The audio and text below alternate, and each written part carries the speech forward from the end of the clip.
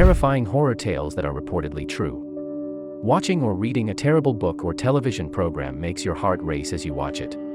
The majority of the time, though, you can relax knowing that what you saw was fiction that was created specifically to frighten you. Welcome to the channel, subscribe and let's dive in. Sometimes, instead of a pulpy old book, a story of a terrible disappearance, demonic possession, or devil worship will surface in the local newspaper. Do we have a list of the spookiest true stories? Here are a few things you can't and won't stop thinking about in celebration of the spooky season. A dangerous exorcism. Kennedy Ife, 26, of North London, started acting strangely and aggressively in August 2016 after experiencing a throat discomfort. Before his family restrained him to a bed using wire ties and extreme force, he allegedly bit his father, threatened to chop off his own penis, and spoke of having a python or snake inside of him.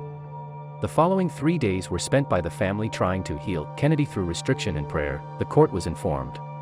It's obvious that thing was in him, what we thought was a demon because it wasn't normal, his brother Colin Ife told police. He said that it was obviously attempting to murder him. For his own sake, we had to restrict him. We knew he might have tried to harm members of our family if we hadn't restrained him. When Kennedy Ife's brother contacted 911 and said that Kennedy Ife was complaining of dehydration, Kennedy Ife had been confined to his bed for 3 days without receiving medical assistance.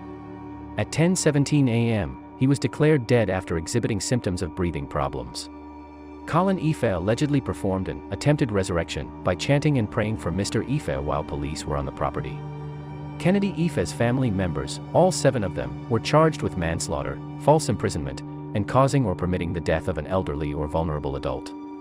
Around 60 wounds, including what appeared to be a bite, were found on Kennedy Ife's body during a post-mortem investigation. His father, Kenneth Ife, and 4 of his brothers also had wounds. Kenneth Ife testified before the jury that he gave his sons shift orders and used overwhelming force, but he denied that any involvement in cults, occults, and secret societies was involved in the death. On March 14, 2019, all 7 members of the family were exonerated of all charges following a 4-day jury deliberation. Devil worship in Florida.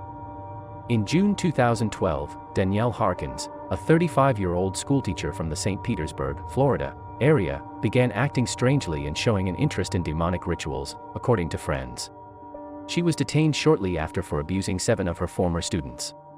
As the group gathered Saturday evening before sunset around a tiny fire on the St. Petersburg pier, Danielle Harkins instructed the children that they needed to purge the demons from their bodies. She allegedly advised the kids to slash their skin in order to let the evil spirits escape. The wounds had to be burned afterward in order to prevent the re-emergence of those ghosts. Police claimed that when Harkins held a lighter to the hand of one adolescent, the wind extinguished the flame. That's what made her spritz his palm with perfume before setting it ablaze. Police reported that the youngster has second-degree burns. Police said that a broken bottle had slashed another teen's neck. Harkins heated a tiny key with a flame and applied it to the wound to cauterize it. A buddy of a student who took part in the riot called the police after raising concerns.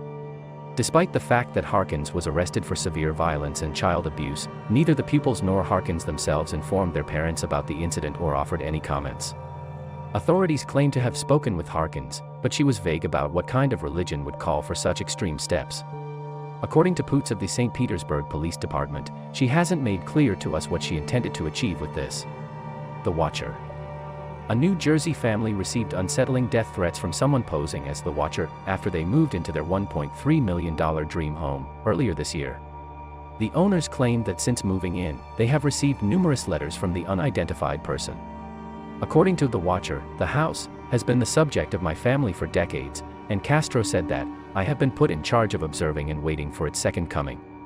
Some letters questioned whether they had discovered what was in the walls because the new owners have a large family. Additionally, I am pleased to know your names at this time, as well as the name of the young blood you have brought to me. The Possessed Doll. It's possible that the eerie, old Victorian-style porcelain dolls come to mind when you think of haunting dolls. None of those are likely to be lying around. Don't get too comfy with any kids' toys, though, as a Disney's Frozen Elsa doll that was given as a Christmas 2013 gift in the Houston region made news earlier this year when it appeared to start acting paranormal. When a button on its necklace was pressed, the doll read lines from the film Frozen and sang "Let It Go."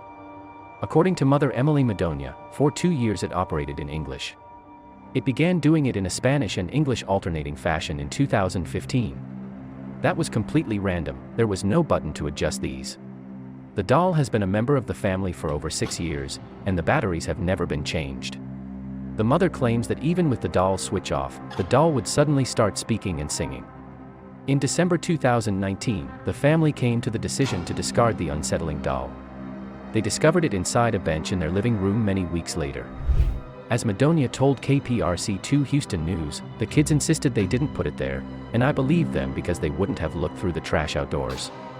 Elsa stopped singing "Let It Go" in English at that moment and only responded in Spanish when prodded. The odd doll was then double-bagged and put at the bottom of the family's rubbish, which was picked up on garbage day. Soon after, they left for a trip, but when they came back, Elsa had also returned and was waiting in their backyard. This time, the family sent Elsa to a Minnesotan family friend who fastened the possessed doll to the front bumper of his truck after receiving it in the mail. According to Madonia's most recent update on the eerie doll on Facebook in February, it doesn't appear to have returned to Houston yet. The Phone Stalker. A string of terrifyingly detailed death threats made through cell phones to families. The unknown callers were fully aware of the activities and attire of the families. The families claim that the calls, which threaten to kill their children, pets, and grandparents, come in at all hours of the night. They receive voicemails with recordings of their private talks, including one with a local police detective on them. The caller is aware of their activities and what they are wearing, according to the families. Furthermore, despite months of investigation, police are helpless to stop them. The Kuykendall family reported a caller with a scratchy voice threatening to slice their throats, and this continued for months. Even though the Kuykendalls' phones were off, the calls could be traced back to them when Fircrest, Washington, police searched for the offender. It became worse. According to the Kuykendalls and 2 other Fircrest families who spoke with ABC News, they think the callers are snooping on them using their cell phones. According to them, the hackers are aware of everything they do, even where they are and what they are wearing. The callers recorded intimate talks, including a meeting with a local investigator, the families and police claimed. Indianapolis's exorcism. A detailed article about a family frightened by 3 kids who were purportedly demon-possessed appeared in the Indianapolis Star years ago. Latoya Ammons and her family's narrative contains unsettling tales of kids scaling walls, being flung across rooms, and yelling threats at doctors in loud, strange voices. If not for the fact that all of these accounts were largely supported by nearly 800 pages of official records obtained by the Indianapolis Star and recounted in more than a dozen interviews with police, DCS personnel, psychologists, family members, and a Catholic priest, it would seem like something straight out of a movie or a work of fiction. The report's portion concerning the 9-year-old who was possessed is among its more terrifying passages. The 9-year-old, according to Walker, the nurse, had a strange grin and climbed a wall backwards to the ceiling. Campbell was then knocked over and came to rest on his feet. He held his grandmother's hand tightly throughout.